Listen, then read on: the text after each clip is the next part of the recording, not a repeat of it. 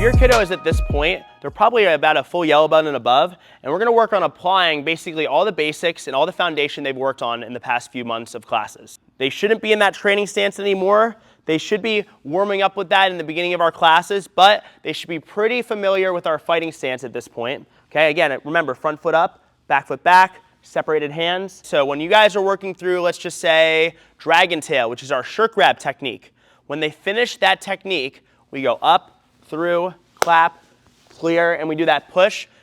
We want to make sure our guard comes up right after that push. One of the biggest things we see at this level is the kids are so eager to finish the technique, they let their hands drop, they run back to their spot, and they don't fully finish the technique. The same thing is with double wrist grab. So if we're here, twist, up, clear, push.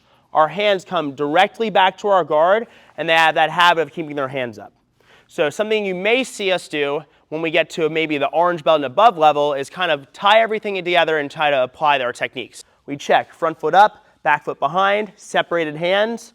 Remember, our jab is always the front. We'll work our front hand jab, pop, pull it back, pop, pull it back. Maybe I'll say cross, turn, pull it back, and as I do it, guards up, turn, pull it back. Maybe we'll have them switch sides.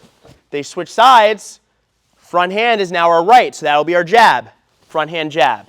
Maybe I'll have them go cross jab, which they have to think about for a second. If the cross jab is the order, that means it's backhand, front hand. Maybe I'll have them say jab, cross, 1, 2, so front hand, backhand, returning kick, where they kick and pull it back to their spot. There's a lot of things that we're going to work on applying at this belt level, and we want to just make sure that those basics are solid. So our footing is pretty consistent, our hands are consistent. Maybe I'll tell them run dragon tail.